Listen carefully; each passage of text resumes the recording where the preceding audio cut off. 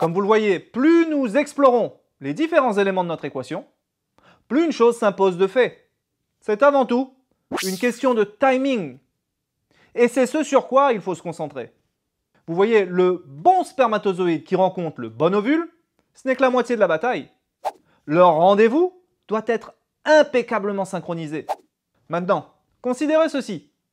Les spermatozoïdes peuvent survivre pendant 2 à 4 jours à l'intérieur de la femelle après éjaculation. Gardez bien à l'esprit que cette période est considérablement réduite pour du sperme réfrigéré ou congelé.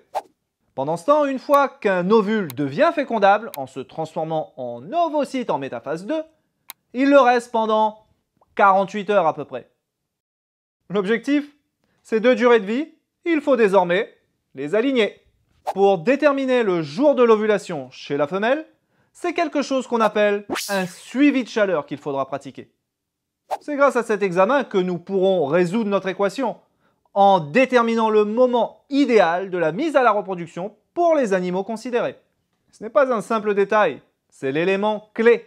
La mise à la reproduction au mauvais moment occupe en effet la première place des causes d'infertilité dans l'espèce canine. Nous cherchons en effet à identifier une fenêtre de fertilité de seulement 2 à 4 jours, au cours d'une période de près de 3 semaines. Une tâche plutôt redoutable, pas vrai? Surtout qu'en plus, l'ovulation n'est pas synchronisée.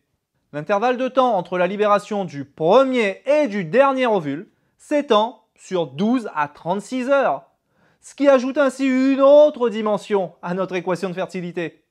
Heureusement, notre boîte à outils en matière de reproduction canine n'est pas limitée. Une détermination précise du moment de l'ovulation est possible. Et c'est là toujours ma première étape pour résoudre les problèmes d'infertilité dans l'espèce canine. En tout cas, c'est toujours ce par quoi je commence en vrai. Donc, armé de ces connaissances, vous voyez que notre équation, nous pouvons la faire évoluer. De spermatozoïde plus ovule égale chiot, celle-ci passe maintenant à nombreux spermatozoïdes plus nombreux ovules égale une délicieuse portée. Et c'est bien là ce que nous voulons tous, pas vrai?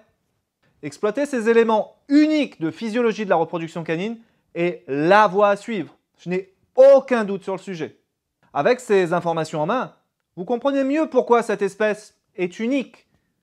Et vous êtes également mieux équipé pour maximiser vos résultats de fertilité. Notre voyage ne s'arrête pas là pour autant. Il reste de nombreux chapitres à explorer. Et dans le prochain, comment détecter cette ovulation de façon précise sera notre sujet. D'autres secrets pour débloquer une fertilité optimale vous attendent. Alors restez connectés, car ceci pourrait changer votre manière d'élever.